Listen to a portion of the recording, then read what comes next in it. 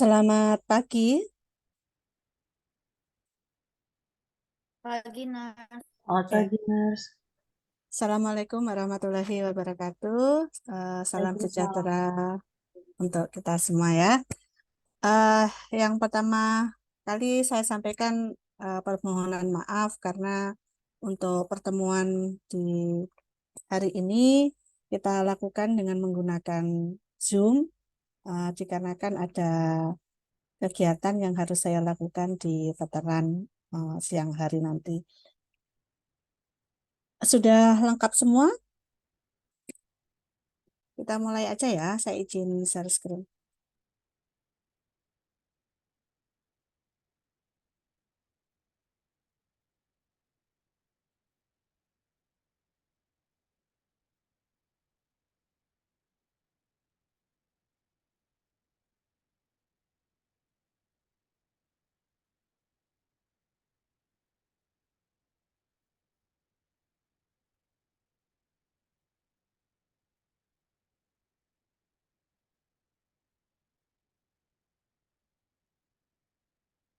Oke, baik. Pertemuan hari ini nanti akan ada dua topik atau materi. Yang pertama adalah asuhan keperawatan pada keputusasaan, dan yang kedua nanti tentang distress spiritual. Suara saya apakah jelas? Jelas, Nurse. Oke, baik. Oke, kita mulai ya dengan materi yang pertama tentang asuhan keperawatan pada keputusasaan. Kalau kita mendengar kata putus asa, saya rasa setiap manusia pasti pernah gitu ya, dalam suatu perjalanan kehidupannya itu pasti pernah merasakan putus asa gitu ya. Mungkin Anda sendiri atau mungkin Bu Lili juga pernah ada di fase merasa tidak tahu apa yang harus dilakukan terkait dengan memecahkan masalah yang dihadapi. Nah, jadi putus asa itu sering banget kita sebut begitu ya. Tapi sebenarnya apa sih definisi keputusasaan itu kalau kita lihat dari definisi Dinanda? Nah, ini dikatakan bahwa putus asa itu merupakan suatu pernyataan yang bersifat subjektif begitu ya. Jadi bersifat subjektif yang disampaikan oleh individu di mana dia tidak tahu terkait dengan alternatif memecahkan masalah, atau mungkin dia tidak tahu eh, tentang pilihan-pilihan ya. Jadi pilihan-pilihan yang harus dia lakukan atau pilihan-pilihan yang tersedia dalam hidupnya, sehingga dia merasa tidak bisa melakukan apapun atau tidak memiliki kekuatan atau energi yang harus dia lakukan untuk menyelesaikan masalah itu. Nah, itu adalah putus asa, hopeless gitu ya. Jadi kayak merasa hidup saya itu saya nggak bisa apa-apa gitu ya. Jadi saya tahu saya punya masalah, tapi apa yang harus saya lakukan untuk menyelesaikannya, saya nggak ngerti ada choice apa. Nah, itu adalah putus asa. Putus asa ini berbeda dengan tidak berdaya. Kalau tidak berdaya, dia masih bisa, masih tahu gitu ya, masih tahu alternatif yang harus dia lakukan, tapi tidak mampu.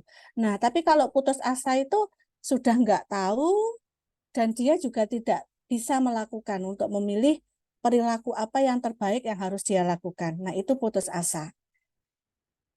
Dan hati-hati, mungkin nanti harapan Bu Lili gitu ya. Saya rasa nanti adik-adik atau saya panggil adik-adik aja ya. Jadi adik-adik mahasiswa, harapannya setelah kita belajar jiwa dan psikososial itu, yang paling penting adalah kita lebih memiliki kepekaan terhadap diri sendiri dan orang lain. Itu yang jauh lebih penting. Kenapa? Karena terkadang seseorang dalam kondisi putus asa begitu ya, atau hopeless gitu ya. Nah, itu ketika dia tidak mendapatkan perhatian atau tidak mendapatkan support yang lebih dari lingkungan sekitar.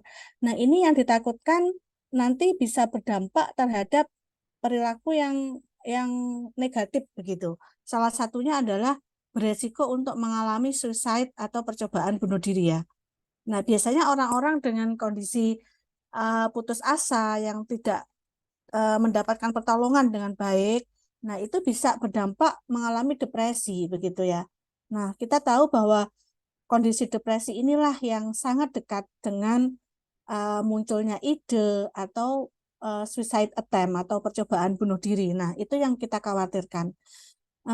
Dan siapa yang beresiko untuk mengalami putus asa? Ya, saya rasa setiap orang gitu ya, karena namanya hidup itu kan tidak selalu di atas atau sesuai dengan ekspektasi gitu ya. Nah, ada kalanya ketika kita merasa di bawah atau tidak sesuai dengan harapan, nah ini bisa beresiko seseorang atau individu itu untuk mengalami keputusasaan ketika dia tidak tahu lagi harus seperti apa gitu ya. Mungkin dalam waktu dekat kemarin, bulan apa itu ya? Ya 2 bulan yang lalu ya, ada mahasiswa di Semarang, di Jogja gitu ya, yang dia mengakhiri hidupnya dengan terjun gitu ya dari lantai sekian gitu ya, dari mall. Nah, itu dikarenakan dia merasa hopeless gitu, merasa putus asa untuk menangani terkait dengan apa itu? Kayaknya ya akademik plus pinjol ya, pinjaman online. Jadi dia menulis wasiat meminta maaf kepada orang tuanya gitu. Nah, itu biasanya karena dia nggak tahu lagi harus menyelesaikan strategi masalahnya itu dengan cara apa gitu ya. Jadi dia asik berkutat dengan dirinya sendiri, tapi dengan dia berusaha untuk menyelesaikan dengan dirinya, dia semakin nggak tahu apa yang harus dia lakukan. Nah, sehingga ya alternatif menurut dia yang terbaik adalah memilih dengan cara yang irasional. Irasional artinya ya dengan cara pintas dia mungkin membahayakan dirinya dan suicide seperti itu. Jadi nanti tolong teman-teman yang mungkin memiliki teman atau mungkin sahabat atau di lingkungan sekitar gitu ya, nampak orang lain itu membutuhkan bantuan. Nah, itu harus harus semakin kita berikan perhatian begitu. Nah, apa sih yang mereka butuhkan gitu ya? Nanti coba kita lihat. Apa sih yang mereka butuhkan terkait dengan keputusasaan ini begitu. Kemudian karakteristik terkait dengan putus asa ini ada banyak ya. Beberapa antara lain adalah termasuk ini. Jadi gangguan pada pola tidur. Ya, gangguan pola tidur, mungkin dia mengalami insomnia atau mengalami mimpi buruk gitu ya, atau merasa setelah bangun tidur itu tidak fresh gitu ya, ada sesuatu beban yang dia rasakan bagi individu itu. Nah, jadi biasanya awal mula gangguan tidur itu mengindikasikan bahwa ada sesuatu permasalahan psikologis yang secara tidak sadar itu dialami oleh seseorang. Nah, sehingga hati-hati ketika kita sudah mengalami permasalahan pola tidur. Nah, ini coba deh selalu lebih melakukan self communication gitu ya, melakukan komunikasi dengan diri sendiri. Ada apa sih gitu ya? Ada masalah apa sih yang saya alami gitu ya, sehingga sepertinya beberapa hari atau batasannya 2 minggu ya. Jadi kalau sudah depresif mayor itu 2 minggu berturut-turut mengalami gangguan pola tidur. Nah, ini harus diselesaikan. Jadi lebih memiliki kepekaan terhadap diri sendiri minimal. Jadi apa yang berubah dalam diri kita, nah itu yang harus kita coba cari tahu. Ya, permasalahan apa yang menyebabkan kita ada perubahan pola tidur. Yang kedua, mungkin disertai dengan penurunan afek. Afek itu emosi. Jadi afek itu alam perasaan, suasana hati. Jadi suasana hati kita kayaknya nggak semangat gitu ya, kayak kehilangan energi, terus tidak ada minat terhadap sesuatu. Nah, itu hati-hati mungkin ada indikasi mengalami putus asa. Kemudian penurunan nafsu makan. Nah, ini juga kondisional ya. Ada beberapa orang yang mungkin ketika dia penuh dengan stresor, coping dia adalah lari pada makan gitu ya. Ada juga yang ketika dia berhadapan dengan stresor, justru kebalikannya, dia tidak memiliki nafsu makan. Nah, ini sangat subjektif, tetapi intinya adalah ada perubahan terkait dengan appetite gitu ya, nafsu makan. Kemudian tidak ada inisiatif, pasif orangnya ya. Kemudian respon terhadap stimulus itu berkurang. Jadi no respon. Mungkin kalau diajak komunikasi gitu ya, diajak interaksi itu kayak nggak ada ketertarikan. Mungkin kalau sering ditanya itu harus berulang-ulang baru dia menjawab. Nah, jadi ada penurunan konsentrasi atau fokus. Kenapa? Karena dia sebenarnya ingin mencoba untuk mencari tahu cara menyelesaikan masalah menurut menurut individu itu pribadi gitu ya. Tapi semakin dia mencari tahu itu semakin dia tidak mengetahui apa choice yang harus dia lakukan. Kemudian secara verbal juga akan berkurang. Mungkin secara interaksi sosialnya juga berkurang, komunikasinya mungkin jadi pendiam. Nah, ini hati-hati ya. Itu tanda-tanda kemungkinan ada permasalahan psikologis yang menyebabkan seseorang itu putus asa. Kemudian verbal cues, jadi dia sangat depend. Mungkin ada apa ya? Terlihat seperti ada kebutuhan dia mau cerita, tapi nggak bisa begitu ya. Jadi kayak menutup diri, tapi dia juga butuh jeritan untuk ditolong begitu ya. Nah itu biasanya ada verbal cues yang harus kita apa ya perhatikan.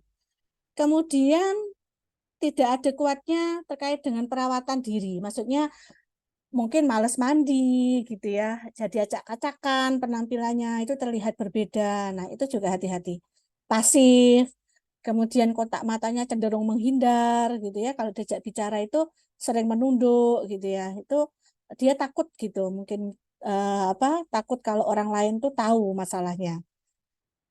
Kemudian apa ini?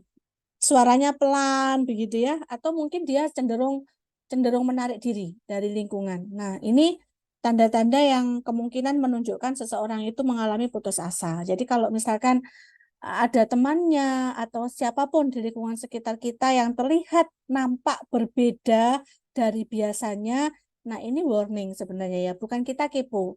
Bukan kita kepo, tapi intinya kita menunjukkan bahwa kita peduli. Kita peduli pada dia, apa mungkin yang bisa kita bantu. Apa sih faktor resiko yang menyebabkan seseorang itu menjadi putus asa? Ada banyak. Yang pertama adalah stres yang kronik atau stres yang berkepanjangan. Jadi stres kronis atau yang berkepanjangan ini sangat luar biasa dampaknya begitu ya. Ya mungkin tuntutan kerja atau mungkin tuntutan akademik atau mungkin berkaitan dengan kehidupan sehari-hari. Nah, terkadang kita ada stresor yang bisa kita hindari, ada stresor yang tidak bisa kita hindari. Nah, kalau stresor yang bisa kita hindari itu ya harus di-manage gitu ya, harus dikelola dengan baik. Apa sih contoh stresor yang bisa dihindari itu? Ya, kayaknya seperti mengatur jadwal. Nah, itu bisa dihindari ya. Contoh misalkan gini, kita kuliah jam 7. Kita tahu mungkin jarak rumah atau jarak kos kita dengan kampus itu setengah jam perjalanannya gitu ya. Karena pasti ada macet di titik-titik tertentu. Nah, jadi untuk menghindari macet, biar kita nggak terlambat, biar kita nggak stres, nah maka kita bisa prepare agak lama nih gitu ya. Agak lama kita berangkatnya. Ya mungkin 45 menit sebelumnya kita sudah siap untuk berangkat. Nah, itu artinya kita bisa mengelola stresor. Jadi kita nggak perlu berhadapan dengan stresor yang bisa kita hindari begitu ya. Apalagi ya yang bisa dihindari ya. Misalkan naruh kunci gitu ya. Menaruh kunci itu kalau misalkan kita sudah buru-buru waktunya gitu ya. Kemudian kuncinya kita naruhnya sembarangan. Nah, ketika kita mau berangkat, nah kuncinya kita lupa naruh di mana. Nah, itu berarti kita nggak bisa mengelola stresor. Jadi lebih baik stres itu ketika ada yang bisa kita hindari ya, sebaik mungkin itu kita hindari. Tapi apa Bu, stresor yang mungkin tidak bisa kita hindari? Ada. Contohnya apa? Contohnya ini ya, eh, usia yang semakin bertambah, kemudian tuntutan peran. Nah, itu memang nggak bisa kita hindari ya. Tapi bagaimana ketika kita menemukan stresor yang tidak bisa dihindari itu ya, kita bisa mengelola diri kita dengan baik ketika kita memanage stres yang nanti kita temui begitu ya. Nah, kronik stres itu banyak. Misalkan pada kondisi sakit gitu ya, dia terdiagnosis sakit kronik yang membutuhkan perawatan lama lebih dari 6 bulan. Contoh misalkan ya penyakit kanker, HIV/AIDS atau penyakit-penyakit TBC. Nah, itu bisa juga ya berkaitan dengan chronic stress atau penyakit stroke.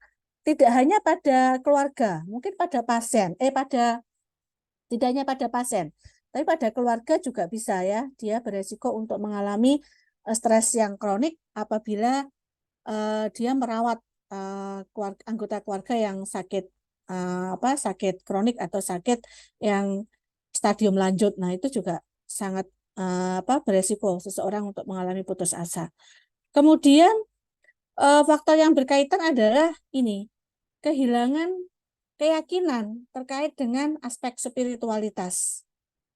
Jadi mungkin dia tidak bisa menerima kondisi atau masalah yang dihadapi karena apa? Ya dia menyalahkan Tuhan gitu ya, merasa Tuhan tidak adil. Nah, biasanya berkaitan dengan universality. Nah, kenapa sih gitu ya? Secara umum makna makna ya kalau kita ngomong ngomong masalah masalah gitu ya dalam hidup kita gitu ya. Karena kan orang hidup itu kan pasti sumber masalah. Kita hidup aja itu sudah masalah gitu ya. Selama kita hidup, pasti masalah itu akan datang dan pergi. Datang dan pergi kita nggak bisa menghindari gitu ya. Selama kita hidup. Nah, di dalam konsep kesehatan jiwa, nah kita tahu namanya meaning of life, makna hidup. Nah, makna hidup setiap orang itu ada dua. Jadi, makna secara umum dan makna secara spesifik. General meaning atau makna makna secara umum itu ya makna yang secara luas itu dimiliki oleh sebagian besar orang. Ya pasti kalau setiap orang itu kan pasti ingin hidupnya sehat terus, bahagia terus gitu ya, hidup berkecukupan gitu ya. Kemudian dihargai oleh orang. Nah, selalu itu kan. Kemudian Tuhan adil pada kita, selalu memberikan kebahagiaan. Nah, itu general meaning. Jadi, secara universal, orang itu secara nafsu, dia akan menuntut kebahagiaan dalam hidupnya. Nah, tapi ketika dia berhadapan dengan kondisi yang stressful, kondisi yang chronic illness, atau penyakit kronik tertentu, nah, tentunya yang menjadi general meaning-nya ini kan nggak sesuai.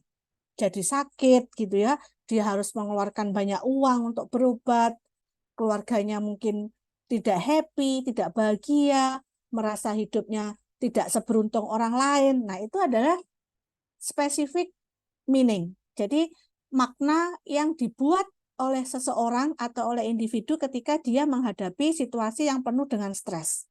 Nah, biasanya kalau ada ketimpangan antara makna secara umum dengan makna yang spesifik ketika dia mengalami masalah. Nah, itu timpang, maka yang terjadi adalah distress. Nah, distress itulah yang menyebabkan salah satunya dia akan kehilangan belief atau spiritual yang berkaitan dengan Tuhan. Jadi, aku sudah merasa baik gitu ya, tapi kenapa Tuhan nggak adil sama saya? Saya sudah melakukan kewajiban saya sebagai umat gitu, misalkan ya, umat beragama, tapi kenapa Tuhan selalu memberikan masalah? Nah, itu tanda-tanda dia mulai merasa kehilangan belief terkait dengan kekuatan spiritual. Nah, kemudian faktor yang berkaitan lainnya adalah ini, sama ya, jadi ini kehilangan keyakinan terkait dengan transenden. Jadi transenden itu keberadaan hubungan manusia dengan Tuhan. Nah, itu biasanya karena ada ketimpangan antara makna yang dia tetapkan dalam hidupnya dengan situasi yang sebenarnya yang dia alami. Nah, ini hati-hati juga bisa beresiko juga mengalami keputusasaan. Kemudian atau juga ini masalah karena hambatan jangka panjang berkaitan dengan aktivitas. Ya, biasanya berkaitan dengan sakit ya. Mungkin dia kena stroke sehingga mobilisasinya terbatas atau mungkin penyakit kronik yang sudah end stage gitu ya, sudah tahap akhir sehingga dia sering keluar masuk rumah sakit sehingga tidak bisa melakukan aktivitasnya itu seperti sebelumnya. Nah, itu juga bisa juga berkaitan dengan faktor yang menyebabkan putus asa. Atau isolasi sosial. Nah, isolasi sosial itu juga ya. Jadi isolasi sosial itu jangan hanya dipikir itu merupakan salah satu gangguan jiwa berat, bukan. Contoh gini, orang yang dikucilkan gitu ya dalam sosialnya, mungkin dia merasa tidak punya teman gitu ya, tidak bisa berinteraksi dengan lingkungannya, merasa merasa apa ya, merasa dijauhi oleh orang lain. Nah, ini juga bisa menjadi salah satu penyebab keputusasaan. Jadi tolong ya, apa dalam berinteraksi kita nggak usah pilih-pilih, tetapi eh, apa ya, karena setiap orang itu pasti punya kelebihan dan kelemahan masing-masing begitu. Nah, kemudian siapa populasi ya? Populasi yang beresiko itu ya banyak ya, biasanya yang orang-orang dengan penelantaran, ditelantarkan, merasa tidak dihargai. Nah, itu juga bisa menjadi kelompok yang beresiko.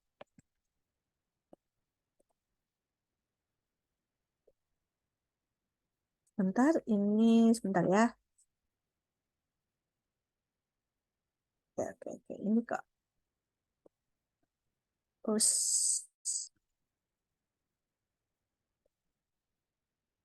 Oke, oke.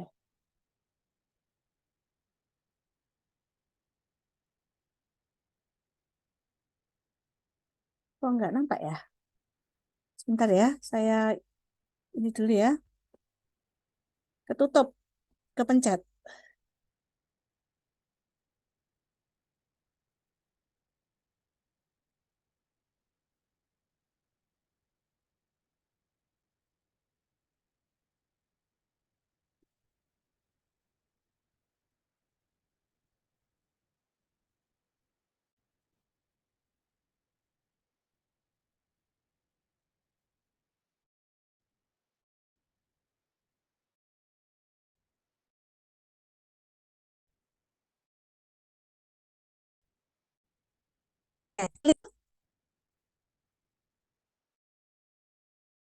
Halo, Dek, bisa terlihat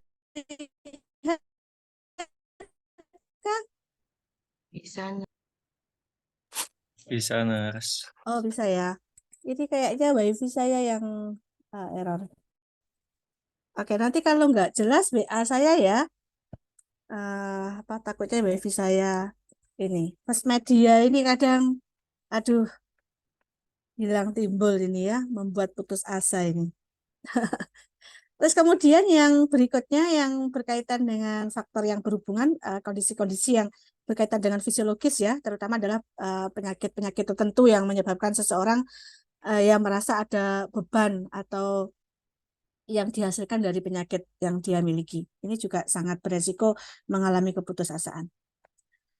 Oke, saya rasa saya nggak mengulangi lagi tentang model stres adaptasi ini, tapi yang harus saudara ingat bahwa stres itu sesuatu yang bersifat kontinum gitu ya. Tapi bagaimana yang harus saudara tahu dalam hidup manusia itu tidak akan bisa dalam suatu rentang kehidupannya itu benar-benar tidak merasakan stres itu pasti nggak ada.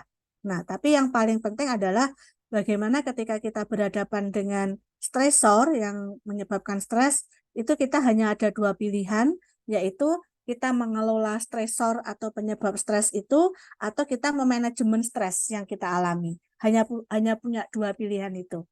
Karena kalau kita menghindari stresor, itu pun kita juga stres gitu ya.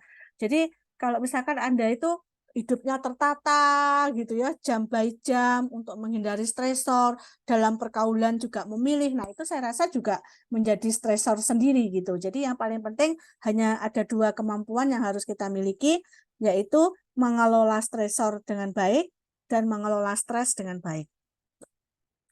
Nah, ini jadi kalau kita ngomong terkait dengan keputusasaan gitu ya, keputusasaan itu tadi salah satunya adalah mengganggu terkait dengan afek. Afek itu respon emosi. Nah, kalau kita tahu bahwa respon emosi itu pun juga dalam suatu rentang, mulai dari adaptif sampai dengan maladaptif.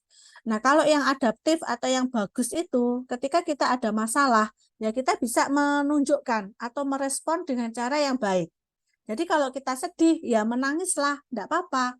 Menangis itu bukan berarti kita lemah, tapi menangis itu ya berarti kita peka. Ada sesuatu yang memang perlu kita selesaikan gitu ya. Tapi yang paling penting setelah menangis itu ya harus lega gitu ya, harus lega dan saudara juga punya batasan. Saya seperti ini itu sampai kapan begitu ya. Jadi nggak apa-apa. Jadi kalau kita happy ya ketawalah gitu ya. Nah jadi bagaimana perubahan emosi, perubahan mood, suasana hati kita ini yang ketika kita adaptif kita bisa bisa apa ya, bisa mengenali gitu.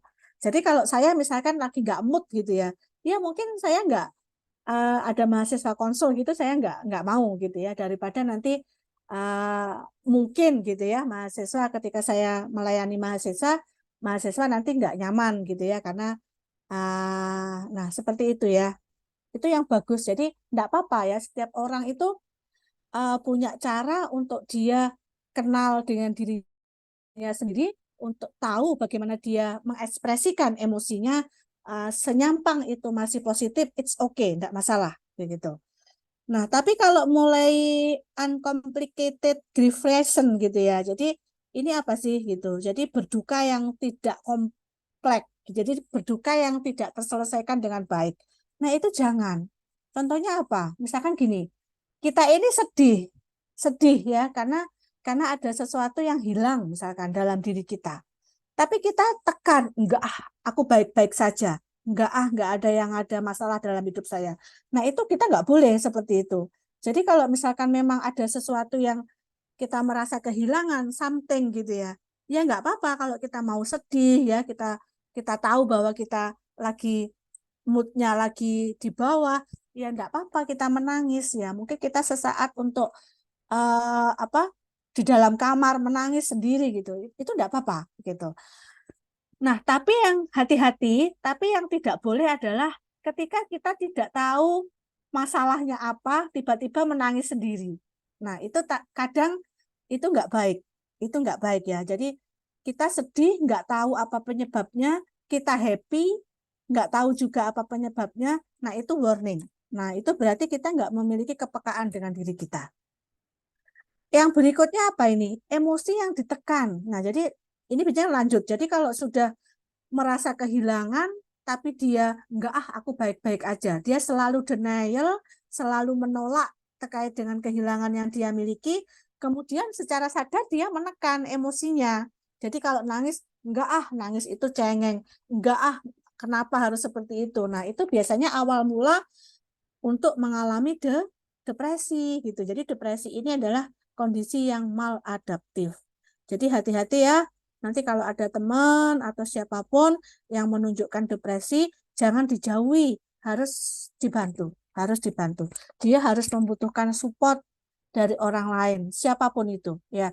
Jadi termasuk Anda, termasuk Bu Lili pun, kalau misalkan moodnya sudah jelek gitu ya, saya sudah menangis gitu ya, mungkin ya biasanya memang ya saya tahu memang titik titik down saya itu adalah kehilangan orang tua gitu. Jadi sekarang saya lebih sensitif gitu ya. Tapi enggak apa-apa. Jadi kalau misalkan saya sering nangis sendiri gitu ya, saya bilang dengan siapa support sistem kita, Anda harus tahu itu ya. Jadi nanti ketika Anda berhadapan dengan pasien, ketika dia menangis, ketika dia depresi, putus asa, itu kita harus tanya. Kira-kira siapa dalam anggota keluarganya atau siapa menurut ibu atau menurut bapak yang bisa membantu untuk menyelesaikan hal ini. Nah, itu kita harus tahu begitu ya. Jadi mungkin untuk diri kita sendiri ya, nanti kan Anda belum praktek ya. Jadi minimal itu ya. Jadi kalau kita dalam titik lemah, kita sedang sedih, menangis itu, minimal ketahui siapa sih yang bisa menjadi support saya. Mungkin orang tua atau keluarga atau kakak, adik atau pasangan. Nah itu enggak apa-apa gitu ya. Seperti itu. Jadi harus tahu support system yang bisa diakses untuk meringankan masalah. Nah, ini faktor predisposisi. Nah, ini mungkin saya nggak mengulangi lagi ya. Jadi intinya bahwa setiap masalah kita, entah itu berduka, putus asa, tidak berdaya, cemas gitu ya, ketakutan atau masalah-masalah psikologis distres lainnya, itu pasti ada predisposisi. Predisposisi itu adalah faktor yang mendasari seseorang untuk memiliki kecenderungan lebih mengalami masalah tersebut. Nah, itu ya banyak faktor ya secara biologi, psikologi, sosioculture ini pasti akan berkaitan ya gitu ya. Cuma nanti memang ditunjang lagi dengan yang lain gitu ya. Jadi secara biologis punya enggak penyakit tertentu, bagaimana status kesehatan secara umum, dia pernah mengalami intoksikasi, tugas tumbuh kembangnya bagaimana. Nah, ini juga harus kita kaji ya. Jadi saya mengingatkan aja, nanti jangan lupa bahwa faktor predisposisi itu yang harus kita kaji ketika kita bertemu dengan pasien terkait dengan masalah putus asa. Ada masalah apa sih sebelumnya yang menyebabkan dia menjadi seperti itu. Kemudian tanda gejala subjektifnya apa yang pasien ungkapkan? Mungkin dia akan mengungkapkan ya mengalami situasi kehidupan yang tidak ada harapan lagi gitu ya, merasa hampa, tidak bisa melakukan sesuatu untuk menyelesaikan masalah. Nah, itu tanda subjektif mayor bahwa orang itu mengalami keputusasaan. Yang kedua, pasien mengungkapkan putus asa gitu ya, dan merasa kayaknya lelah gitu hidupnya. Merasa lelah, merasa capek gitu ya, kayak tidak ada energi atau kemampuan atau kekuatan untuk mengatasi masalah yang dia miliki. Terus yang ketiga apa? Mengungkapkan ketidakpuasan dengan tugas atau aktivitas yang dilakukan sebelumnya. Jadi mungkin sering mengeluh ya terkait dengan aktivitas yang dia jalani saat ini gitu ya. Ya apapun ya, apakah nanti memang tidak hubungan atau tidak sesuai dengan ideal dirinya gitu ya, atau mungkin tidak sesuai dengan standar hidupnya, atau merasa terlalu banyak beban tuntutan yang dia alami, mungkin di lingkungan sekolah atau di lingkungan kerja atau di lingkungan rumah, lingkungan sosialnya, ya itu pokoknya saya merasa berat untuk menjalani tugas saya. Nah, itu kemungkinan juga Anda subjektif terkait dengan putus. Jadi tidak ada harapan, merasa hampa, dan tidak bisa menyebabkan ragu-raguan dalam melaksanakan peran. Jadi apa ya? Mungkin dia bertanya, apakah dengan peran sesuai dengan fungsinya itu dia akan bisa menjalankan atau enggak, takut nanti kalau misalkan menjadi ibu seperti apa, takut nanti kalau punya baby seperti apa, takut nanti kalau misalkan kuliah seperti apa. Jadi ada banyak pertanyaan yang apa ya, yang menunjukkan keraguan dalam diri individu itu.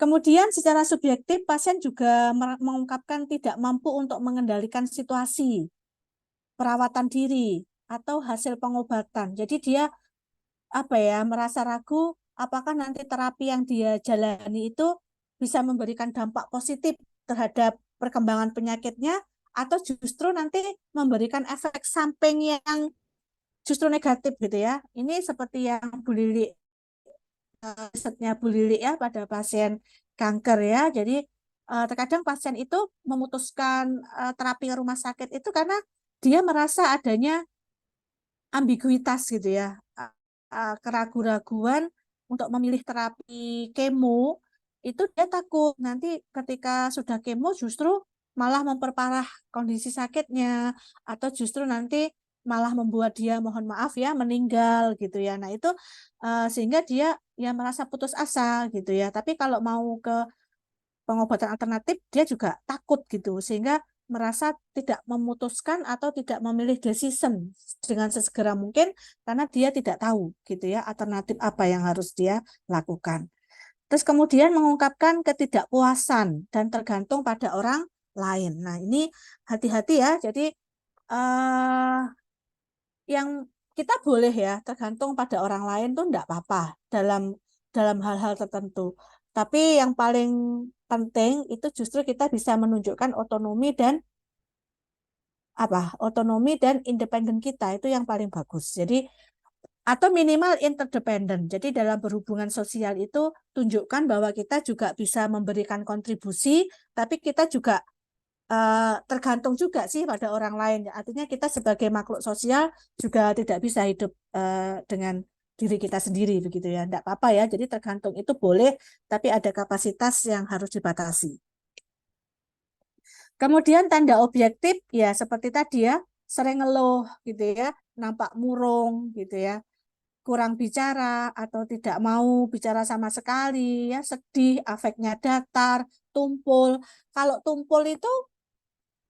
eh, tumpul itu khasnya kalau kita ajak komunikasi atau kita tanya gitu ya, eh, tadi kamu sudah makan belum? Dia diem.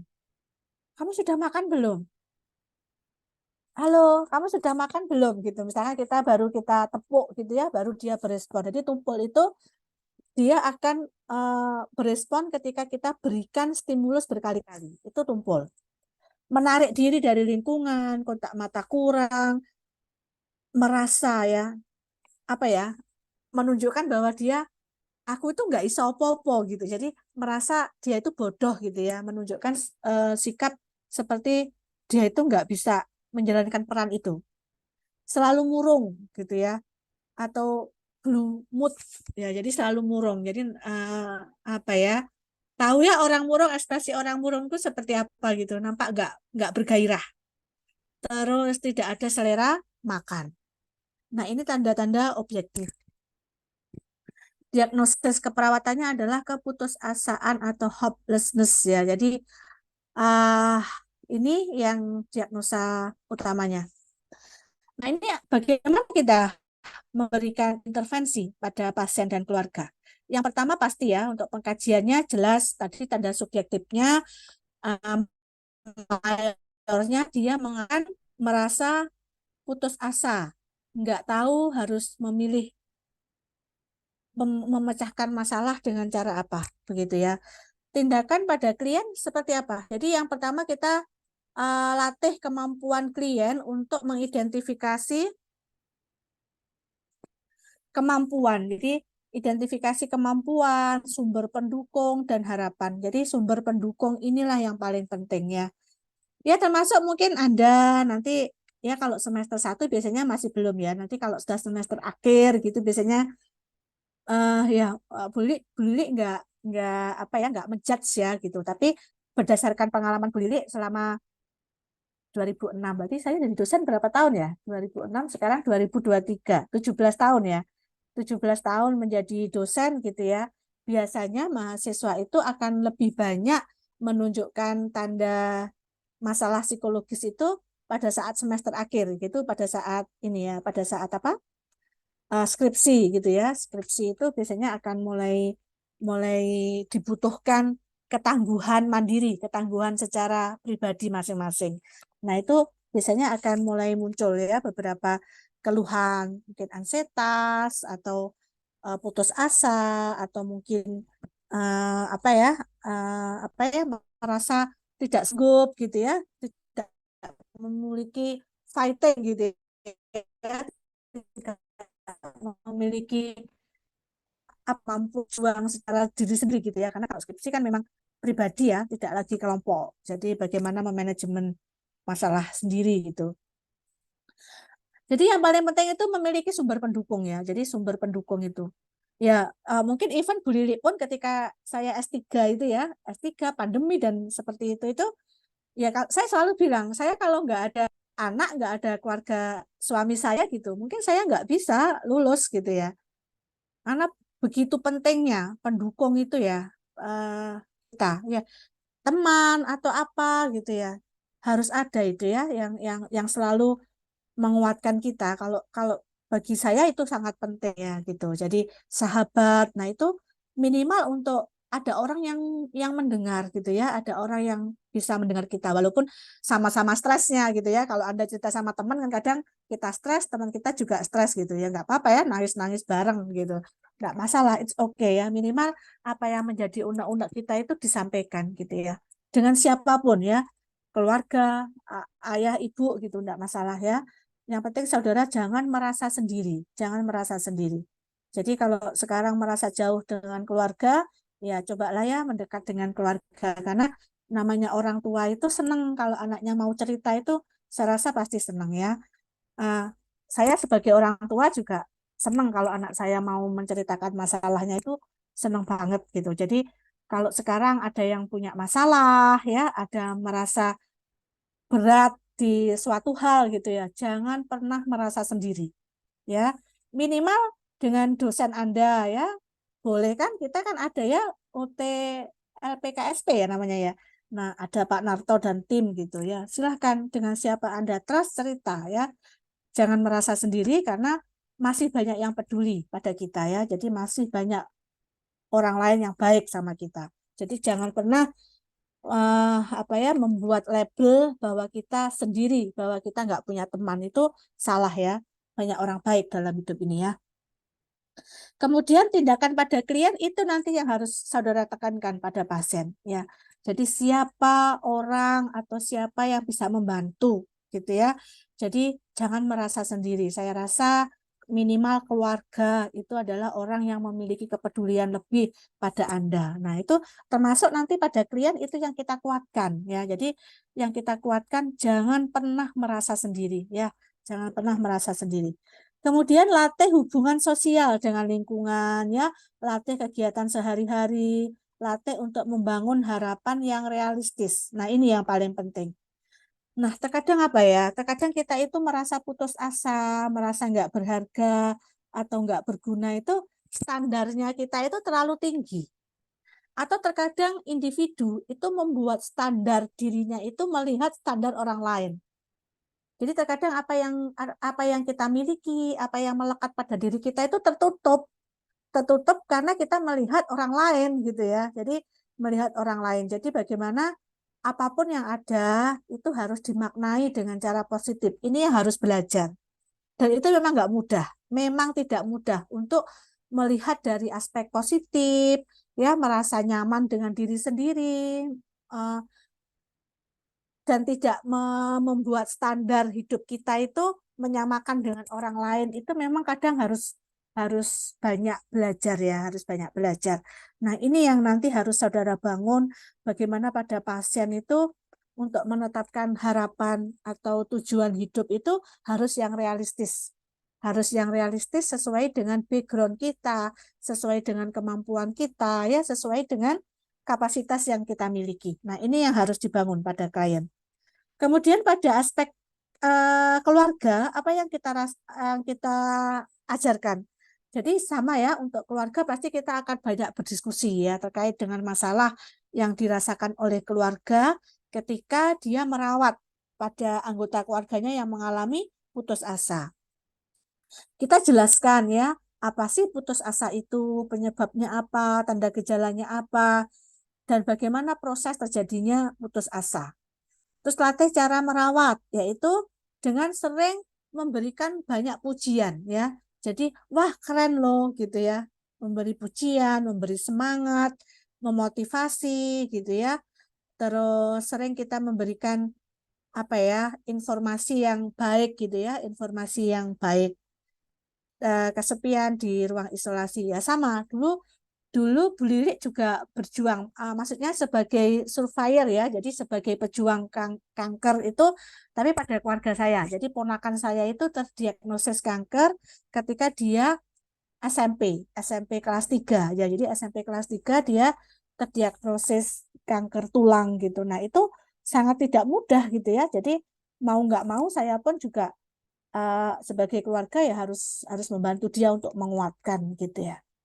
Jadi kalau menyuruh dia sabar ya, sabar Bu ya diberi sakit. Nah, itu hindari ya kata-kata sabar itu. Karena nggak mudah gitu ya apa ya menerima sakit kronik gitu ya. Itu memang nggak mudah dan kita yang mengatakan untuk mengatakan sabar itu kan kita nggak ngalami apa yang pasien rasakan. Jadi jangan mengatakan sabar, tapi sampaikan begini ya. Iya, saya mengerti ya, menjalani sakit seperti ini pasti tidak mudah gitu ya, pasti tidak mudah. Tapi saya melihat bapak atau ibu atau saudara ini adalah orang yang kuat gitu ya, pasti insya Allah ke depan bisa melewati ini semua gitu ya, bisa melewati pengobatan dengan baik gitu ya. Nah, cukup dikuatkan dengan itu. Jangan, Pak, sabar ya, Pak ya, sabar. Nah, nanti Anda akan dibalik oleh pasien. Biasanya seperti itu. Satu hal ya. Jadi kalau kita di paliatif, kalau kita berkunjung ke rumah pasien kanker, pasien hemodialisis gitu ya, gagal ginjal kronik gitu ya. Kita mengatakan, Bu, yang sabar ya, Bu ya, gitu ya. Ibu luar biasa, sabar ya Bu ya. Nanti kita balik, iya Bu, enak Bu ngomong sabar. Anda nggak ngalami apa yang saya rasakan gitu ya. Jadi hindari kata sabar. Tapi eh memang tidak, kita tunjukkan empati ya. Memang tidak mudah Ibu harus berobat bolak-balik setiap 3 minggu sekali. Ibu harus HD seminggu 2 kali, harus kemo setiap 21 hari sekali. Pasti nggak mudah ya. Saya bisa merasakan itu pasti berat gitu ya. Tapi Ibu, saya lihat orang yang sangat kuat loh ya, sudah melewati sampai hari ini itu sangat luar biasa. Nah, saya pasti yakin Ibu bisa melewati ini sampai di akhir nanti, dan insya Allah nanti hasilnya juga akan baik gitu. Nah, itu aja yang kita sampaikan, bahwa kita mengerti apa yang dia rasakan gitu ya. Ya sama ketika saya berjuang membantu apa? Membantu ponakan saya ya, membantu ponakan saya untuk dia berjuang melawan kanker tulang itu ya, yang saya berikan ya cuma ini aja. Saya kasih video-video tiap hari ya, saya berikan buku-buku motivasi, saya berikan contoh-contoh pasien yang bisa tetap survive walau dia harus kehilangan kaki gitu ya. Nah, itu saya berikan gitu ya, saya berikan gitu ya. Ya walaupun hanya bertahan 2 tahun ya, proses proses itu karena dia sudah merasa menyerah, udah cukup saya berjuang gitu ya. Jadi akhirnya eh, dia menghentikan pengobatan, ya sudah kita dengan paliatif aja ya. Waktu itu dengan paliatif, dan setelah berhenti berobat 4 bulan akhirnya apa meninggal begitu. Nah, jadi yang bisa kita lakukan cuma itu gitu. Pada kasus-kasus paliatif ya. Nanti kalau pada putus asa ya, kita berikan lah ya sesuatu yang bersifat membangun, yang bisa meningkatkan motivasi dan energi pasien itu untuk dia bisa menghadapi masalah itu. Terus yang berikutnya kita menciptakan lingkungan yang tenang ya untuk bersiap menerima klien kembali pulang ke rumah. Jadi kita sampaikan pada keluarga ya, misalkan dia pasiennya sakit gitu ya, Ibu nanti misalkan ketika pulang di rumah gitu ya, ketika pulang di rumah putra Ibu yang habis operasi kaki misalkan ya. Nah, itu kan pasti dia untuk bisa menerima kondisi itu butuh waktu. Nah, butuh waktu. Jadi nanti pertama yang harus kuat itu adalah keluarga. Jadi keluarga boleh sedih, keluarga boleh menangis, tapi kalau bisa kesedihan atau ketidakmampuan untuk menerima kondisi ini jangan ditunjukkan langsung di depan pasien gitu ya. Jadi kalau di depan pasien tunjukkan bahwa ibu ini kuat gitu. Nah, itu jadi harus kita ciptakan itu. Jadi bagaimana keluarga ini harus tetap tenang gitu ya. Jangan dia menangis di depan pasien, nanti justru dia akan down. Terus edukasi keluarga untuk follow up ke layanan kesehatan secara teratur ya. Jadi kalau misalkan nampak putus asanya ini mengarah pada kondisi depresi yang lanjut gitu ya, maka itu harus harus selalu dikomunikasikan dengan petugas kesehatan ya, minimal di puskesmas. Saya rasa sekarang puskesmas banyak yang memiliki ini ya, layanan untuk kesehatan jiwa ya, enggak apa-apa, nanti harus ditolong ya. Kalau misalkan dia depresi itu harus segera dirujuk. Strategi pelaksanaan saya rasa sama ya. Jadi bagaimana Anda mulai salam, evaluasi, validasi kontrak, nah itu harus tetap dilakukan. Nah, ini CPPPT-nya harus didokumentasikan. Jadi subjeknya apa? Jadi SWOT ya, subjek mengungkapkan keputusasaan, objektifnya yang kita amati apa?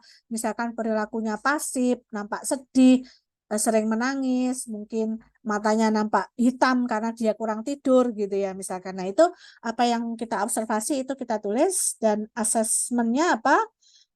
Keputusasaan kita latih, misalkan latihan 4 cara untuk mengatasi keputusasaan, kemudian P-nya apa, planningnya untuk pasien apa, untuk keluarga apa, dan kita instruksikan apa nanti. Nah, itu harus didokumentasikan dengan baik. Nah, ini untuk ISBAR dan TBAK ya. Jadi harus dilakukan dokumentasi dengan baik dan harus kita tulis apa yang kita lakukan dan dibaca ulang pada saat kita mendokumentasikan dan dikonfirmasi.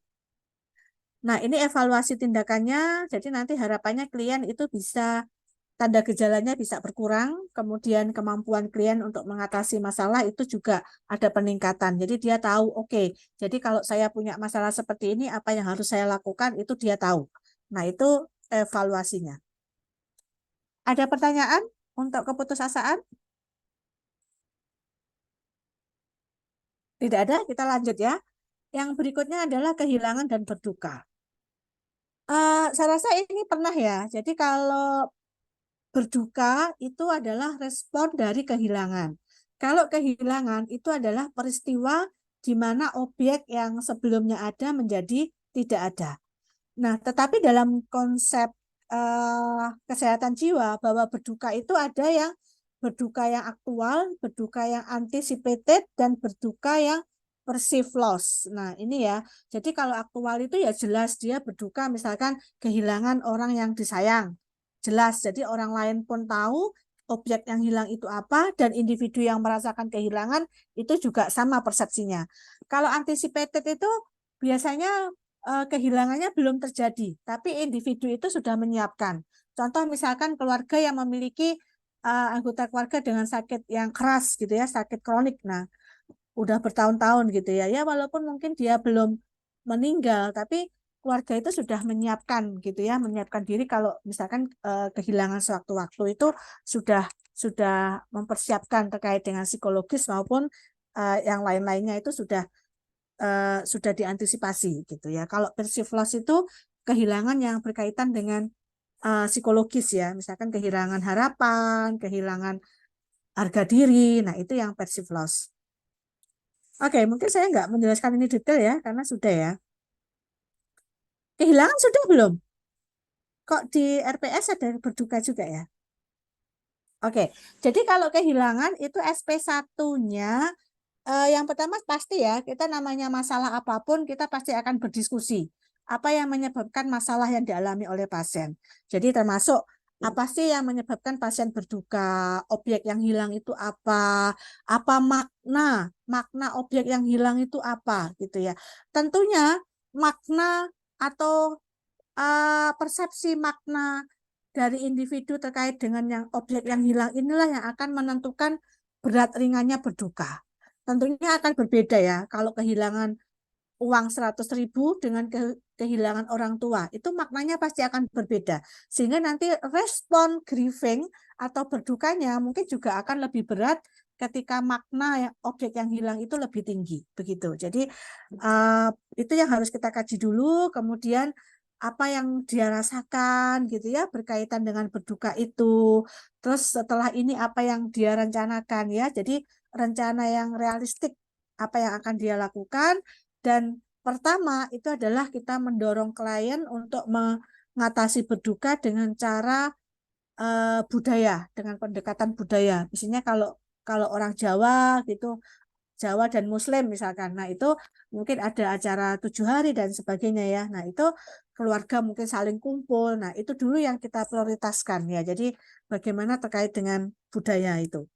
Yang kedua ini adalah dengan agama ya, dengan memiliki keikhlasan ya, istighfar ya, menerima kehilangan itu sebagai takdir gitu ya.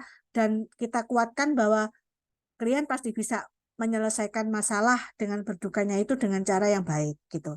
Yang ketiga SP3 ini adalah dengan pendekatan sosial. Jadi bagaimana kita harus mendorong pasien untuk kembali lagi beraktivitas. Jadi kalau sudah berdukanya sudah bisa di acceptance diterima gitu ya, itu dia harus kembali beraktivitas. Ya sama kayak Bu Lilik dulu kan waktu saya cerita. Jadi saya semester 2 kan kehilangan ibu saya ya. Nah itu saya 6 bulan. 6 bulan saya tidak pernah datang ke kampus. Saya tidak konsul, tidak menyelesaikan disertasi saya gitu. Kenapa? Ya, ya saya saya berusaha gitu ya, berusaha untuk menyelesaikan berduka saya. Baru ketika saya, oke, saya sudah acceptance, saya sudah harus mengintegrasikan kehilangan ini dalam kehidupan saya sehari-hari, ya saya kembali lagi untuk melakukan pendekatan sosial. Jadi bagaimana saya harus comeback lagi, bagaimana pasien itu harus kembali lagi untuk menjalani aktivitas sehari-hari. Nah, itu yang harus kita sampaikan ya kepada pasien. Oke, untuk keluarga sama. Jadi untuk keluarga tetap kita harus edukasi ya.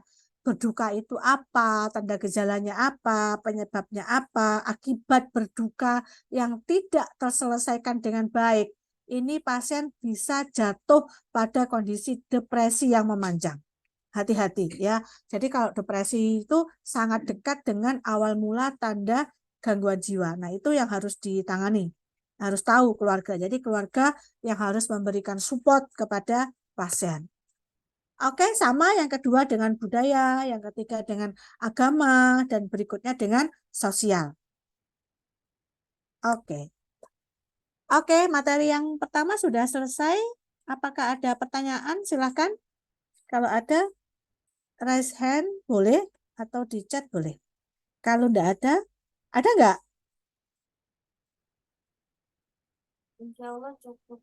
Cukup ya. Oke, baik. Saya masuk yang materi kedua.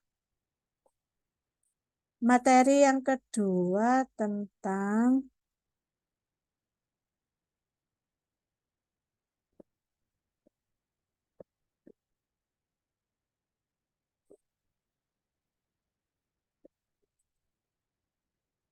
Nah, kok ini lagi? Maaf.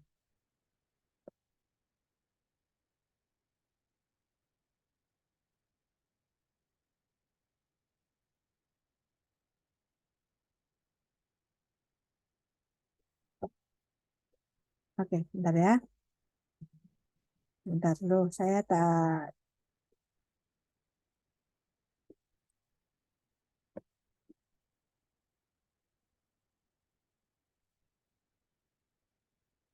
belum terbuka ya.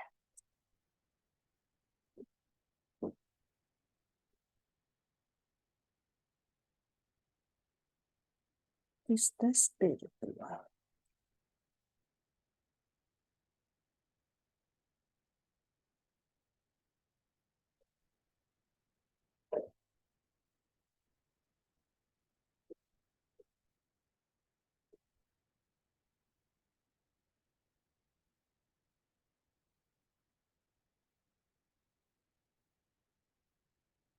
Bisa terlihat enggak? Bisa, Nurse. Oke, ya.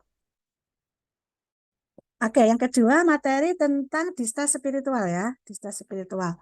Namanya distress. Jadi kalau stres itu sebenarnya sesuatu yang bersifat netral ya, tapi kalau distress itu cenderungnya adalah uh, ke negatif arahnya. Ke negatif arahnya karena kalau distress itu pasti tandanya adalah menimbulkan adanya ketidaknyamanan. Ketidaknyamanan, penderitaan gitu. Nah, berarti distress spiritual itu apa? Kalau kita ngomong spiritual, spiritual itu berbeda dengan religiositas. Jadi kalau religi itu agama. Agama yang lebih mengatur berkaitan dengan perilaku ibadah hubungan antara manusia dengan Tuhan. Tapi kalau spiritualitas itu ruang lingkupnya lebih luas lagi. Walaupun nanti tujuan akhirnya adalah tetap transcendent. Jadi tetap adalah manusia sebagai hamba dan Tuhan sebagai pencipta. Sama. Jadi spiritualitas itu setiap aktivitas yang dimiliki oleh individu dalam mencari makna dan tujuan hidup atau life goal. Jadi tujuan hidup yang berhubungan dengan kegiatan agama ya, kegiatan yang berhubungan dengan Tuhan. Nah, itu spiritualitas. Jadi artinya kalau orang memiliki spiritualitas bagus, berarti dia bisa memaknai hidupnya itu dengan positif. Dan juga dia tahu tujuan hidup. Nah, tujuan hidupnya ini apa? Nah, tujuan hidup orang itu pasti banyak ya. Tujuan hidup Anda mungkin jadi perawat yang sukses, terus jadi orang anak yang berhasil, sukses gitu ya. Nah, itu tujuan hidup yang mungkin dalam jangka waktu yang singkat begitu ya. Tapi apa ya? Apa yang paling penting itu justru ketika nanti sudah jadi perawat yang sukses, kemudian jadi orang yang apa misalkan, yang cukup gitu misalkan ya, atau orang yang memiliki kecukupan gitu ya secara secara dunia atau materi misalkan. Nah, tapi orang yang memiliki spiritualitas bagus itu bagaimana dia bisa memaknai dan tujuan hidupnya itu dikaitkan dengan tujuan akhir yang melebihi itu. Apa itu? Ya dikaitkan dengan tujuan dengan Sang Pencipta. Nah, itu yang paling bagus. Contoh ya. Jadi kalau misalkan jadi perawat yang sukses. Nah, standar suksesnya itu apa? Gitu. Apakah cukup hanya dari materi gitu? Seharusnya tidak gitu. Tapi orang yang memiliki spiritualitas itu dengan dia menjadi perawat, nah itu keberadaannya harus bisa memberikan manfaat. Jadi manfaat kepada siapa? Manfaat kepada orang lain dan sekitarnya sehingga nanti tujuan akhirnya adalah itu sebagai life goal hubungan dia dengan Sang Pencipta gitu. Karena kan sebaik-baik manusia adalah yang bermanfaat kepada orang lain kan. Nah, jadi harapannya ke sana. Jadi bagaimana nanti ya kalau kita memaknai hidup itu tolong gitu ya, tolong ya minimal adalah kita bisa bermakna bagi orang lain, bukan hanya bermakna bagi diri sendiri. Jadi kalau misalkan Anda pengen jadi perawat gitu ya, ya maknanya itu bukan hanya pada kita gitu. Jadi kalau pada kita itu paling ya dapat dapat gaji, warga cukup, hidup bahagia. Nah, itu berarti maknanya pada kita. Tapi kalau kita bisa membuat standar makna itu selain pada diri kita, nah bagaimana makna ini harus bisa berdampak pada orang lain. Nah, itu adalah kita secara spiritualitas bisa. Nah, tapi uh, itu yang harus harus di apa ya, harus dipelajari dan saya rasa nanti dengan perkembangan tahap usia manusia, nah itu spiritualitas juga akan semakin matang seperti itu ya. Jadi ketika seseorang tidak bisa melakukan makna dan tidak mempunyai tujuan hidup yang baik, itulah awal mula distress spiritual. Nah, distress spiritual ini salah satu diagnosis gangguan jiwa yang beresiko. Jadi diagnosis resiko. Jadi resiko itu orang dengan ODMK. Jadi orang dengan masalah kejiwaan atau orang yang jadi cakupan cakupan aspek jiwa itu kan ada tiga ya, sehat, resiko, sama gangguan. Nah, di stage spiritual ini adalah pada kasus resiko. Apa sih artinya? Jadi suatu keadaan di mana individu itu merasa menderita berkaitan dengan hambatan dalam kemampuan dia untuk menjalani makna hidup melalui hubungan diri sendiri, dunia, atau kekuatan yang maha tinggi. Kekuatan yang maha tinggi. Nah, ini ya yang ini ya, yang disebut dengan distress spiritual. Jadi dia nggak tahu gitu ya makna hidupnya. Terus distress spiritual ini merupakan respon dari adanya stresor atau kejadian traumatis, baik itu secara fisik atau emosional yang tidak sesuai dengan keyakinan individu itu untuk menerima kenyataan. Contoh tadi yang saya sampaikan. Misalkan dia ada pasien gitu ya, misalkan dia didiagnosis sakit, sakit yang kanker misalkan.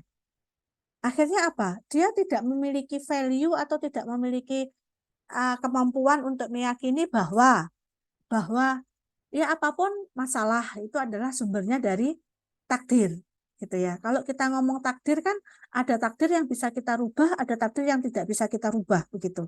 Nah, jadi ketika dia mengalami kejadian traumatis itu sehingga tidak bisa memaknai hidupnya, maka dia cenderung untuk ya mungkin mohon maaf ya secara religinya mungkin nanti dia menjauh dengan Tuhan, menyalahkan dan lain-lainnya itu. Nah, tapi bagaimana ketika dia diberikan ujian sakit, tapi ketika dia sudah bisa menerima dengan keyakinannya bahwa secara diri sendiri, secara dunia dan secara transenden bahwa ada yang tidak bisa kita kendalikan itu adalah takdir. Ya, takdir itu Tuhan begitu ya. Jadi semua yang kita jalani ini adalah yang Maha Pengatur. Nah, Bu Lili bersyukur ya. Saya bersyukur ketika saya disertasi saya mengambil kanker gitu ya. Saya banyak belajar dari para senior yang di paliatif gitu ya. Eh luar biasa begitu ya. Jadi luar biasa.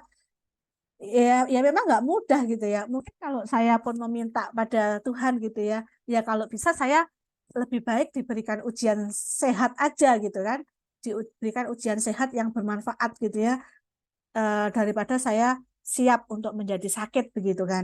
Nah, jadi eh, satu yang saya ingat yang disampaikan oleh Dokter Sido ya, Dokter Sido itu spesialis bedah onkologi gitu ya, onkologi. Nah, beliau luar biasa gitu ya, betapa caringnya beliau dengan pasien-pasien yang dia tangani gitu. Dia cerita gitu, Mbak Lili, saya itu sebenarnya perlu gitu ya, perawat yang bisa melakukan hipnoterapi gitu ya pada pasien-pasien ketika dia stres mau di kemo gitu ya. Dan itu belum dia apa-apain, dia sudah mual muntah gitu. Jadi betapa dampak stres itu sangat luar biasa pada pasien yang yang mau kemoterapi gitu. Tapi satu, saya selalu mengatakan gitu ya. Kadang kan pasien itu merasa takut mati gitu ya, ketika dia terdiagnosis kanker gitu. Padahal hidup dan mati itu kan sudah kehendak ya. Kita nggak sakit pun kalau misalkan memang sudah waktunya kita habis, ya kita meninggal gitu ya. Mungkin bangun tidur atau kita jalan pun juga bisa gitu. Justru saya kuatkan pasien itu. Bu, kalau Anda takut mati dengan kanker, katakanlah 5 tahun, 10 tahun. Justru Allah itu sayang gitu. Kenapa? Anda itu diminta untuk mengatur waktu selama 5 tahun, 10 tahun itu minimal tidak melakukan dosa. Atau minimal apa sih manfaat Anda selama 5-10 tahun itu? Itu yang menurut beberapa pasien itu menguatkan dia gitu. Dan kondisi pandemi itu kalau saya lihat dari kelompok pasien ya. Jadi sahabat kanker itu, sahabat kanker Indonesia ya, sahabat peduli kanker, SPK namanya, sahabat peduli kanker itu justru mengatakan, iya ya, ternyata dengan saya diberikan ujian sakit ini, saya tahu gitu loh, batas waktu hidup saya itu sekian tahun. Jadi sekian tahun itu mau saya isi apa gitu ya, mau saya maknai dengan apa. Nah, itu berarti dia secara spiritual positif endingnya. Tapi kalau dia dengan sakit, kemudian dia justru menyalahkan, merasa traumatis terus-menerus, selalu tidak bisa menerima kenyataan, selalu menyalahkan Tuhan, kemungkinan dia mengalami distres spiritual. Nah, itu jadi menurut ya Dokter Sido, menurut beberapa pasien yang saya wawancara gitu ya. Dan pandemi itulah Bu yang menguatkan saya bahwa ternyata kanker itu bukan segalanya. Kenapa? Karena tetangga saya nggak sakit apapun, pagi sehat, sore sudah nggak ada gitu. Nah, ternyata kan saya kanker ini bukan hidup dan mati, tapi bagaimana saya harus bisa memberikan makna keberadaan saya, apapun dengan takdir yang saya jalani ini, saya harus bisa makna dan tujuan hidup yang bermanfaat untuk orang lain, untuk diri sendiri, untuk dunia, dan untuk Tuhan. Nah, itulah spiritualitas. Nah, jadi kalau orang sudah bisa mengatakan itu, kemungkinan secara spiritual dia positif. Tapi kalau dia dengan diuji apapun, dia selalu mengingkari dan justru menyalahkan Tuhan, marah. Nah, seperti itu berarti itulah tanda-tanda dia mengalami distres spiritual. Begitu ya. Sehingga apa? Dia menjadi pribadi yang antipati dengan spiritual, menjauh, menyalahkan, yang kemungkinan juga nanti bisa berdampak lanjut terhadap fisik, emosionalnya, psikososialnya, menjadi nggak wellness gitu ya, menjadi tidak sejahtera gitu ya, selalu merasa apa apa itu kalau ibarat sekarang playing victim gitu ya, menjadi korban terus gitu ya. Nah itu atau mungkin individu itu tidak berespon terhadap intervensi sama sekali yang diberikan. Nah itu hati-hati kemungkinan dia mengalami distres spiritual.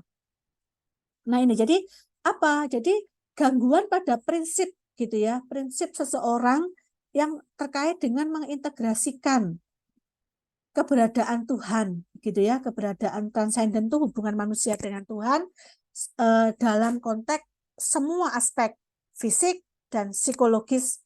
Nah, jadi dia ada hambatan ya untuk mengintegrasikan keberadaan Tuhan itu secara perkembangan apa ya,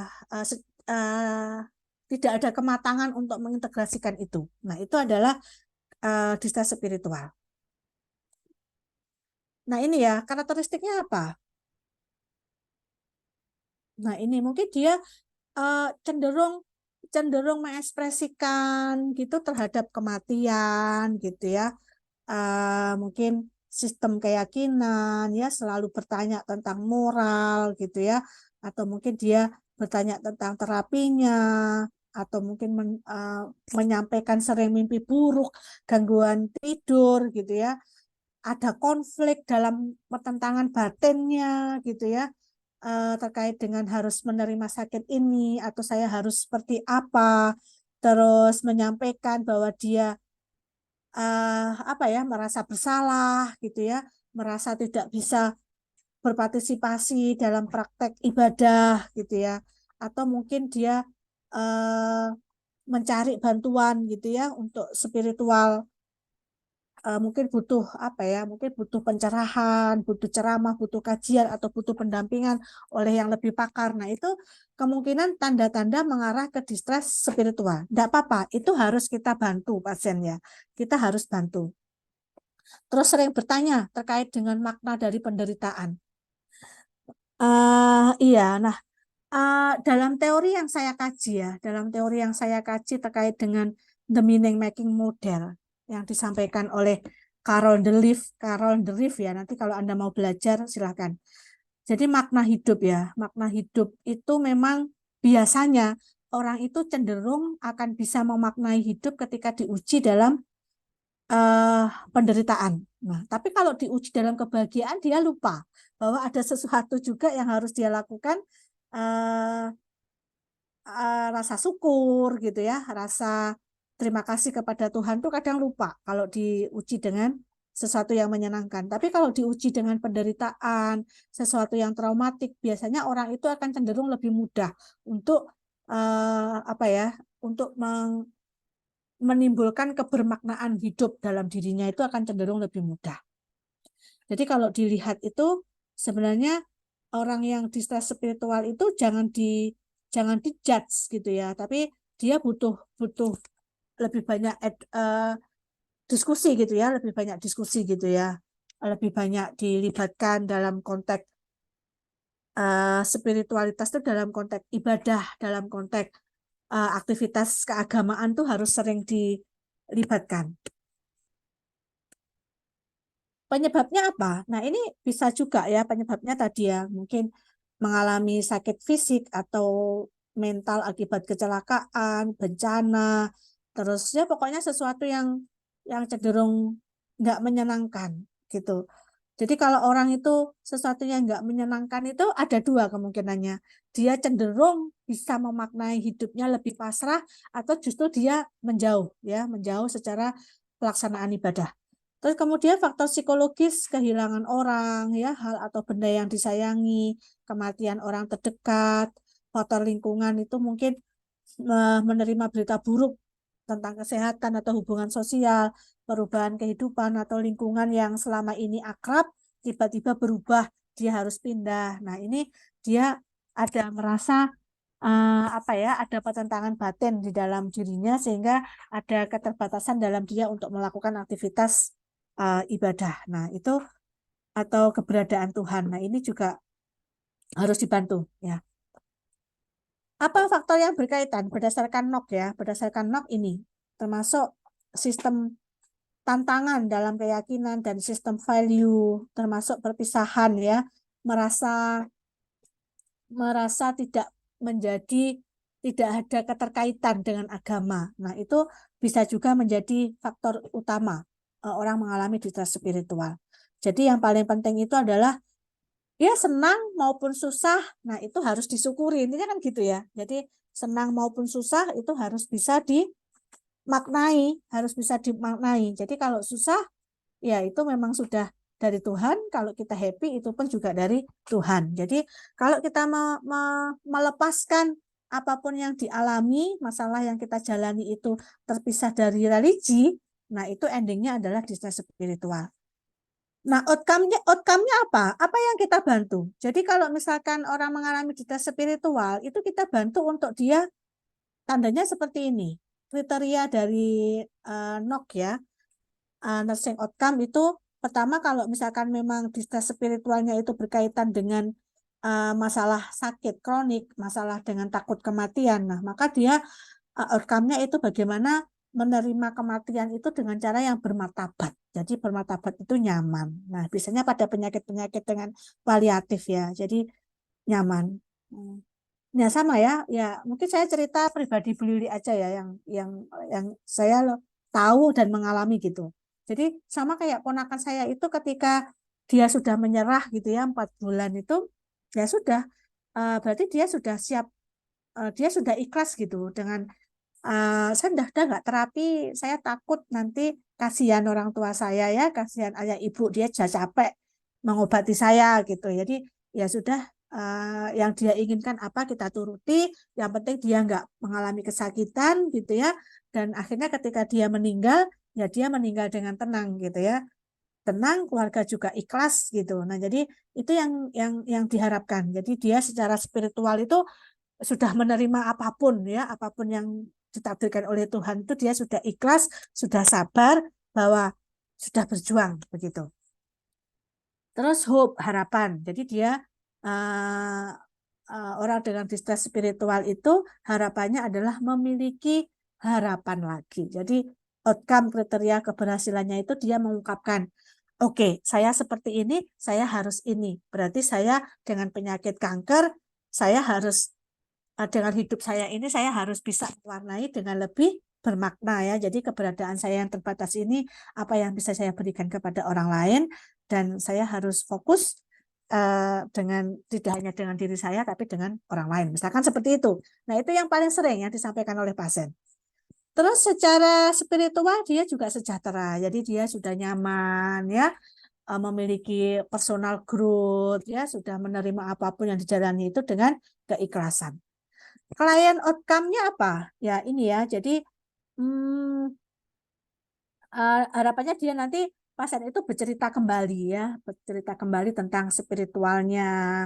Dia merasa sudah trust dengan dirinya, dengan Tuhan gitu ya, memiliki apa ya, belief sistemnya itu tidak hanya ego terhadap dirinya, tapi sudah lebih memikirkan orang lain, lebih memiliki kemanfaatan dalam dunianya itu ada orang lain ini gitu ya, bahwa dia hidup itu tidak hanya dengan dirinya tapi dia cenderung melihat itu ke bawah gitu ya. Jadi ya mungkin dia sakit oke, tapi dia masih apa sih yang bisa disyukuri gitu ya. Oh mungkin secara finansial dia nggak ada masalah, dia masih misalkan kemo tidak mengalami efek samping yang berlebihan dibandingkan dengan orang lain. Nah itu contoh-contoh yang harus dia lihat positif dalam dirinya. Nah itu outcome ya, jadi kriteria hasilnya seperti itu. Terus kalau misalkan oke lah Mbak nggak apa-apa, orang itu kan pasti mati ya, misalkan gitu. Jadi orang pasti mati, nggak harus dengan sakit kanker pasti akan meninggal. Jadi kalau misalkan nanti kapanpun saya meninggal, saya sudah siap karena saya sudah. Cuma kalau misalkan boleh saya menunggu anak saya misalkan menikah atau apa. Itu yang paling sering disampaikan oleh pasien sesuai dengan risetnya Bu Lili ya. Jadi dia sudah siap dengan kematian itu kapanpun. Karena apa ya saat ini itu yang terbaik yang dia jalani gitu. Terus mood appropriate. Jadi moodnya itu tidak lagi dia sedih yang berlebihan, tapi ya kadang sedih, kadang positif gitu ya. Jadi ya samalah dengan orang sesuai dengan situasi yang dia harapkan. Tanda gejala secara subjektif ya, mayornya dia mengungkapkan kalau orang distres itu ya ragu dengan nilai keyakinan, tidak nyaman, menanyakan apa sih makna hidup, kebermaknaan hidup saya itu apa gitu ya. Kok kayaknya gini-gini aja. Nah, itu kemungkinan dia distres. Terus merasa tidak dicintai, tidak ingin hidup gitu ya, merasa bersalah, tidak bisa melakukan kegiatan agama yang biasa dia lakukan, jiwanya merasa kosong. kemudian apa ya, tidak memiliki kepasrahan gitu ya, mengatakan bahwa kok aku ini merasa jauh ya dari Tuhan. Nah, itu biasanya tanda-tanda dia mengalami distress spiritual. Objektifnya insomnia, ya mungkin menangis, menunjukkan marah, takut, cemas gitu ya, menolak bertemu dengan orang lain dan pemuka agama. Jadi takut gitu ya diskusi dengan agama. Atau mungkin kalau dikasih ceramah itu enggak, saya enggak mau tahu gitu ya. Kayaknya ini memang Tuhan enggak adil sama saya. Jadi dia menolak untuk mendiskusikan terkait dengan sesuatu yang berkaitan dengan religi. Terus ritual religius berubah. Nah, ritual religius berubah. Jadi mungkin jarang beribadah atau karena rasa dia menyalahkan dan merasa jauh dengan Tuhan itu. Oke, kondisi klinis yang terkait dengan masalah-masalah distress spiritual yang paling sering adalah menjelang ajal, penyakit kronis dan paliatif, kehilangan fungsi, bentuk struktur tubuh, ya proses pengobatan yang lama. Nah ini ya sama yang Bu Lili dalami saat ini pada psikologis pada penyakit paliatif ya, yang ke sana gitu. Dan saya bersyukur gitu ya Allah, bersyukur saya diparingi sehat gitu ya. Jadi ketemu dengan mereka dengan perjuangan yang harus dia lakukan bersama keluarga itu kita harus bersyukur. Jadi termasuk nanti Anda ya, boleh kita melihat ke atas, boleh ya, hanya sesekali, tapi itu untuk memotivasi aja. Tapi yang paling sering itu harus lebih sering melihat ke bawah. Karena kalau kita melihat ke bawah itu nanti kita ada rasa nyaman gitu ya. Nggak usah melihat menyamakan standar kita dengan orang lain ya, nggak usah. Jadi setiap individu unik dan setiap individu punya kemampuan. Yang penting kita enjoy aja gitu. Nanti kalau Anda sudah ketemu dengan pasien-pasien dan Anda bersyukur nanti menjadi perawat itu harus bisa memaknai selain apa ya, selain aspek dunia itu perawat itu insya Allah dilakukan dengan ikhlas, profesi kita luar biasa.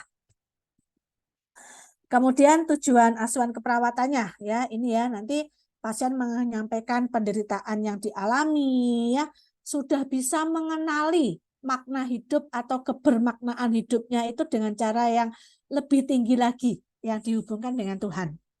Kemudian secara psikomotor klien mampu membuat daftar makna hidup. Nah, ini biasanya makna hidupnya ketika dia sakit itu satu mungkin bisa lebih fokus ke keluarga ya, lebih bisa menghargai waktu ya, lebih tahu ya orang-orang keluarga bahwa keluarga itu sangat menyayangi kita, atau mungkin dengan sakit ini Tuhan menginginkan kita untuk lebih baik lagi menjadi pribadi gitu ya. Walau itu bukan hukuman tapi pasti ada makna yang harus dia lakukan begitu. Melakukan kegiatan kehidupan yang bermakna, melakukan ritual spiritual dan merasakan maknanya. Nah, ini yang harus dilakukan. Secara perasaan afektif, pasien itu merasakan kekuatan yang maha kuasa itu semakin hadir dalam hidupnya.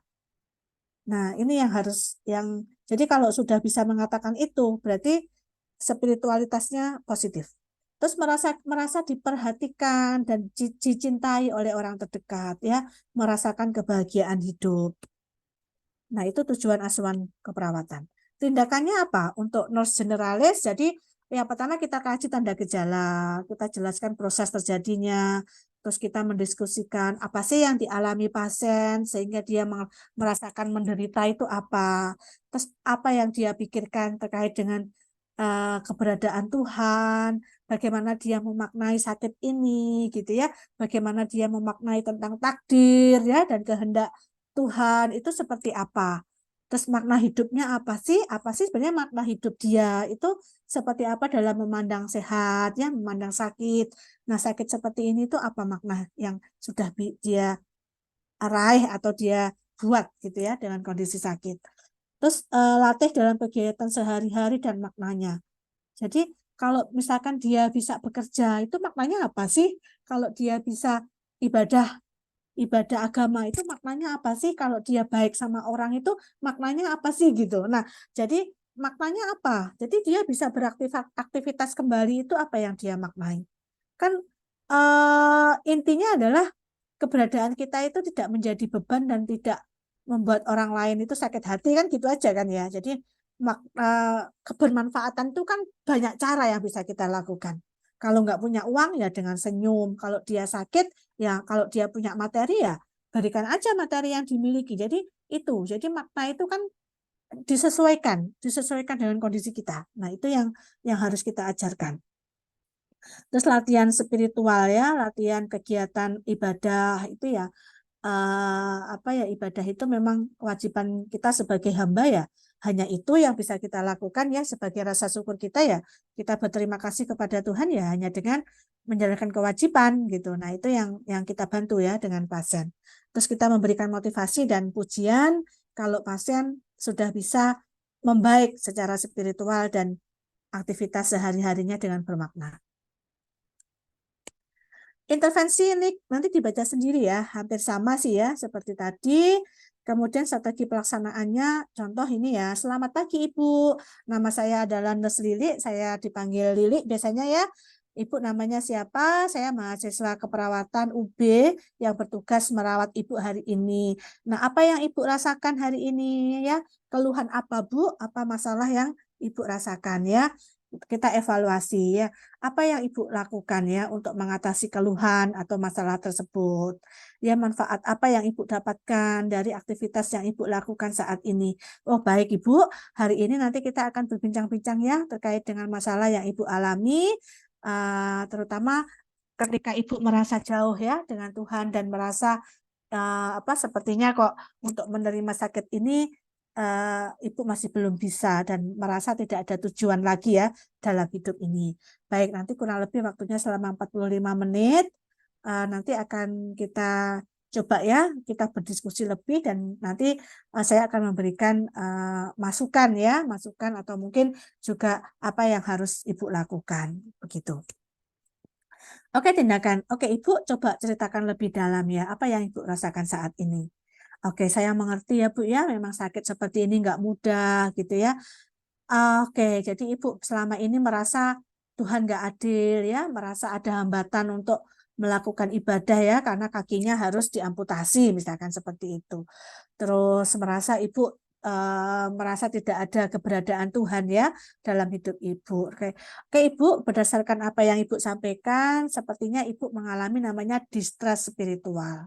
Apa itu? Jadi Anda sampaikan, jadi distress spiritual itu karena ada penilaian ya, penilaian yang dimana kita itu secara batin itu ada konflik gitu ya antara keberadaan kita sebagai manusia dan kita mencari tahu gitu ya hubungannya dengan Tuhan. Nah, Anda jelaskan tanda gejalanya ya seperti yang Ibu sampaikan tadi, nggak bisa tidur, ya sering kepikiran, ya mungkin takut mati, ya sering fokus terhadap penyakitnya, terus merasa tidak nyaman menjalani hidup ini, ya seperti itu tandanya Bu, gitu ya.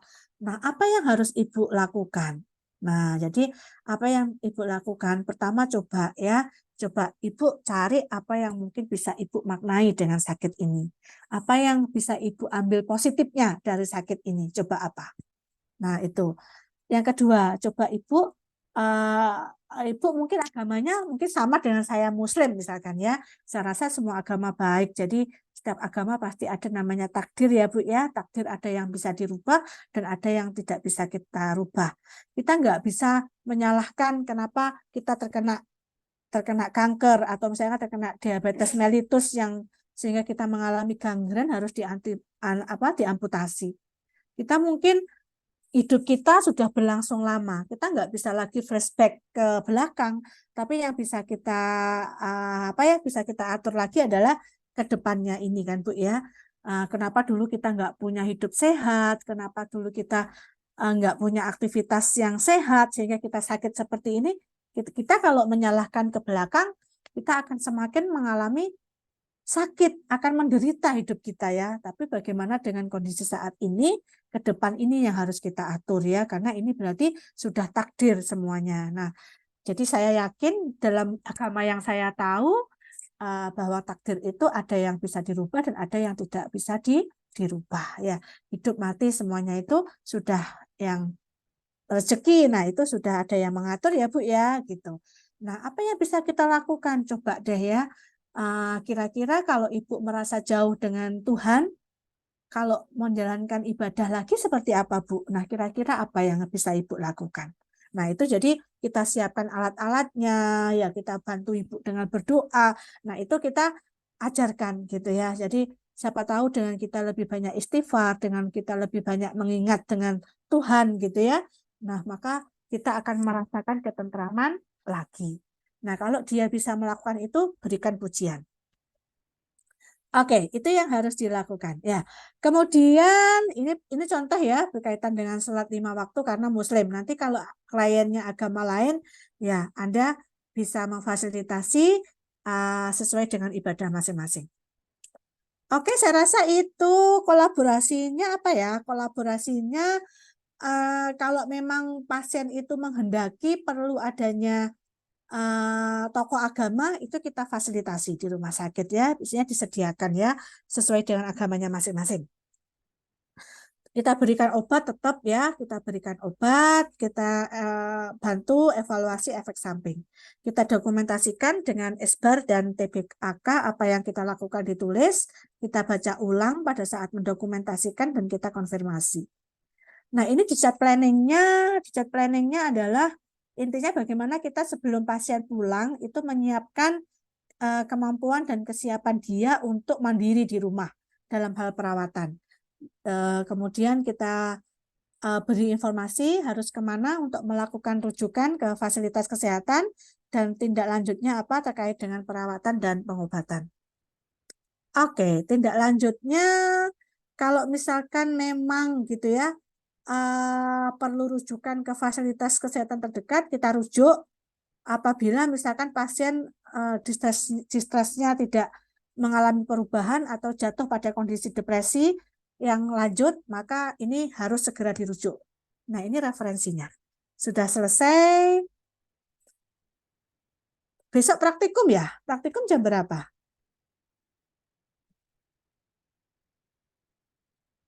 Ada pertanyaan kah yang harus kita bahas atau kita diskusikan? Halo? Sudah jelas, Nurse. Sudah jelas. Oke, berarti nggak ada ya. Nah, untuk praktikumnya kapan waktunya? Besok ya? Iya, Nurse, besok pagi. Jam berapa? Kalau di Gapura itu pukul 7 pagi, Nurse. Oke, nggak apa-apa. Besok ya. Jam 7:15 ya. Baik, kemudian dilaksanakan secara daring atau luring, Nurse? Luring aja. Kalau praktikum luring ya. Kemudian Oke. bertanya Heeh. untuk form-form pengkajiannya apakah perlu dibawa? Ya, boleh dibawa itu aja. Kalau ada leaflet ya, leaflet nanti untuk menjadi guidance saudara dalam memberikan penjelasan tentang distress spiritual itu apa dan keputusasaan itu apa. Ini reg berapa ya? Reguler berapa? Reguler 1 dan reguler 4, Nurse. Dan reguler 4. Oke, mungkin hari ini saya akan cek lagi absennya mungkin ada beberapa TM yang belum saya masukkan ya. Baik, kalau tidak ada pertanyaan, mudah-mudahan pertemuan kita ini bermanfaat, materinya minimal untuk diri kita sendiri dan juga untuk beli sendiri gitu ya. Karena yang paling penting itu apapun keberadaan dan kondisi kita sebelum kita bisa memberikan apa ya askap kepada pasien ya aplikasikanlah untuk diri kita sendiri. Jadi kalau kita bisa memaknai hidup kita itu standarnya bukan hanya untuk kita gitu ya, tapi juga untuk orang lain dan secara transcendence dengan Tuhan, insya Allah akan semakin membuat kita lebih merasa nyaman. Dan pesan Bu Lili, pokoknya diri sendiri harus nyaman dulu. Yang baik buat kita itu yang tahu kita nggak usah menyamakan dengan standarnya orang lain, pokoknya enjoy. Dan satu lagi ya, harus memiliki kepekaan dengan sesama. Jadi sudah belajar jiwa, jadi sama temannya harus lebih peka. Mungkin itu aja pesannya Bu Lili. Saya akhiri pertemuan hari ini, kurang lebihnya mohon maaf. Assalamualaikum warahmatullahi wabarakatuh dan selamat pagi. Waalaikumsalam warahmatullahi wabarakatuh. Terima kasih banyak, Nurse. Sehat selalu. Terima kasih, Nak. Saya live ya.